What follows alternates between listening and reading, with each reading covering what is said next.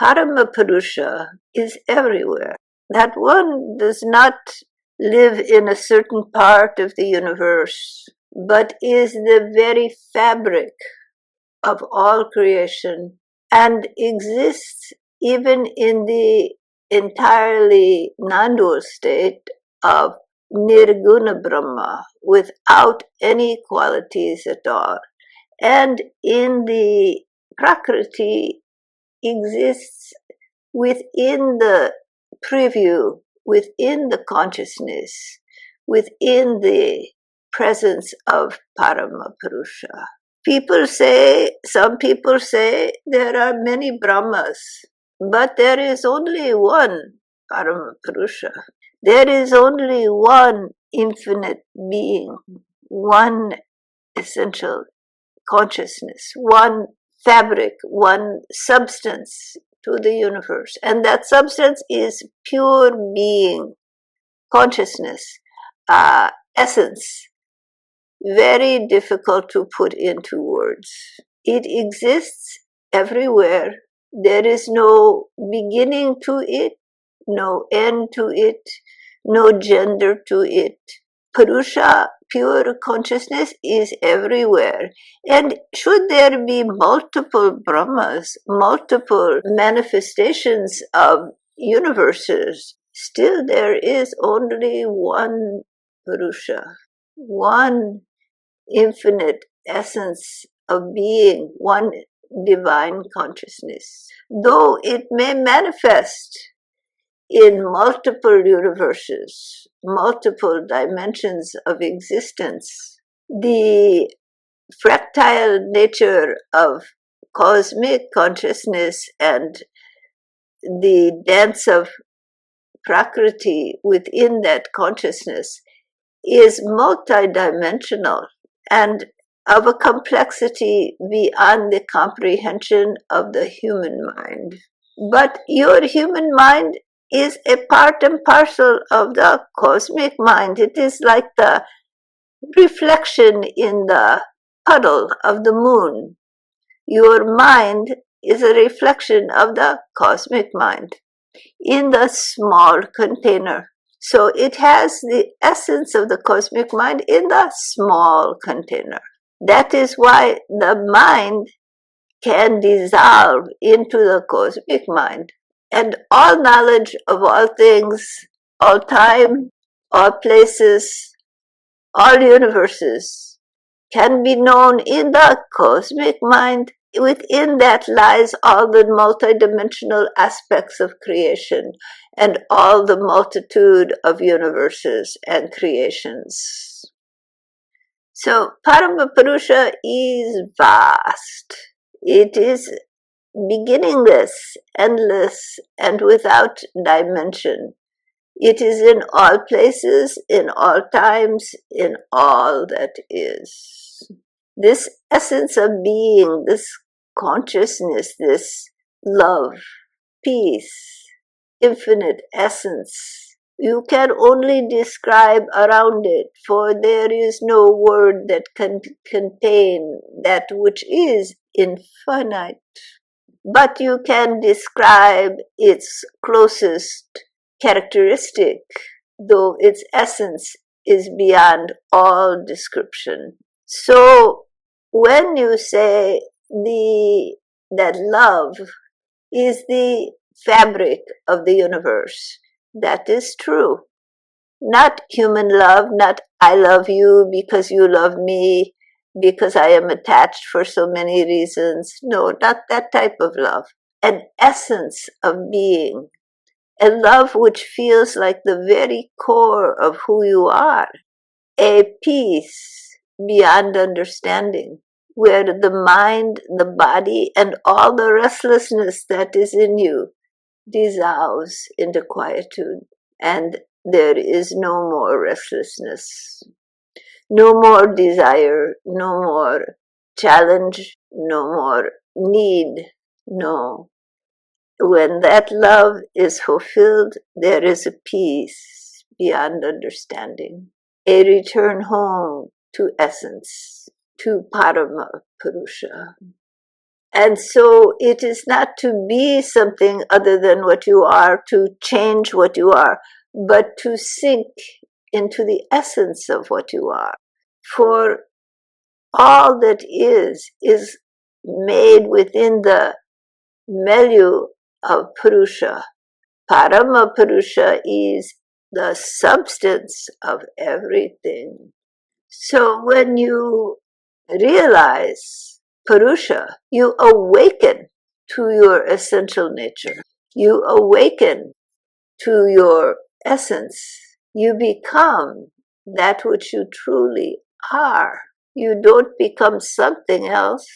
You stop dreaming the dream and you sink into your essence, to your natural state of being.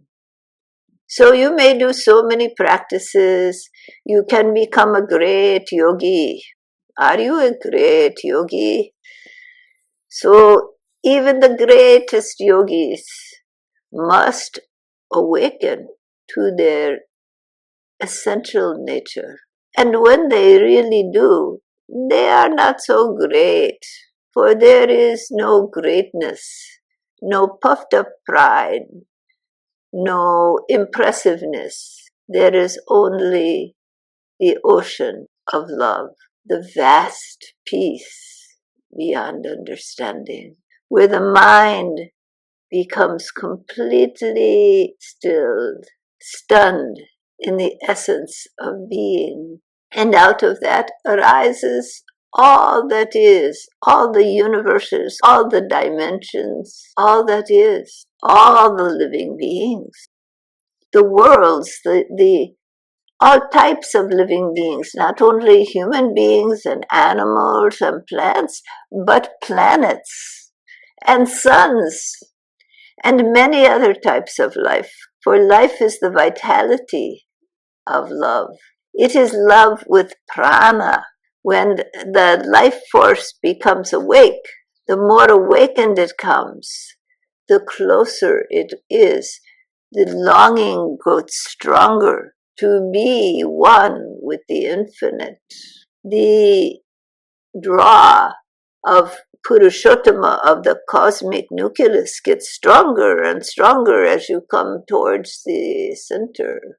And out of the dance of creation, consciousness essence moves through form, finding its way back to its true nature.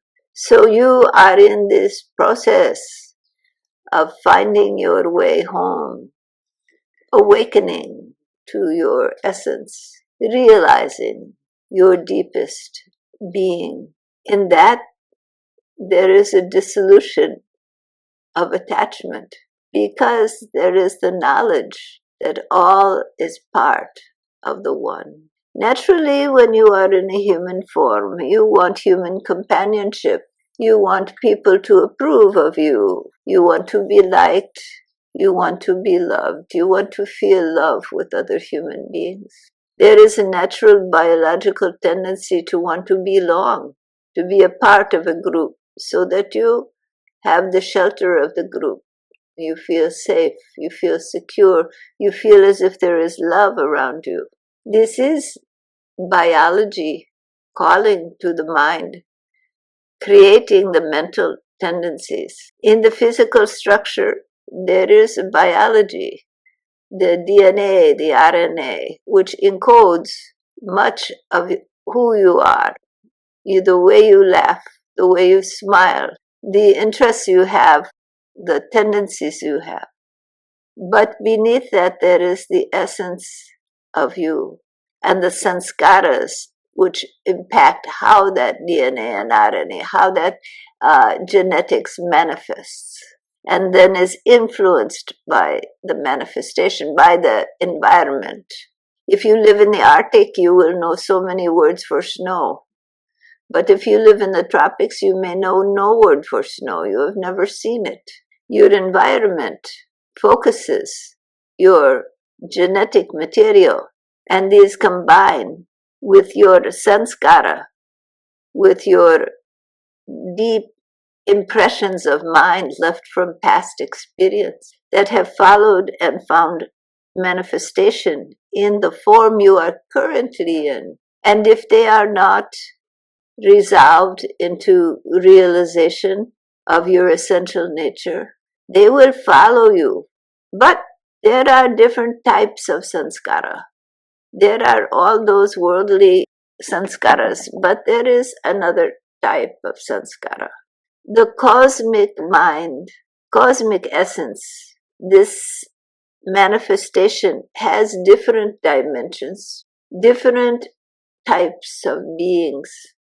So there is that which is living, striving, moving towards the cosmic nucleus, but pulling it in that force of the cosmic nucleus is the cosmic play, the cosmic attractive force. And that cosmic attractive force guides the living beings towards their home of homes, towards Parama Purusha, towards the awakening to essence. And that cosmic force takes many forms, including the forms of Satgurus.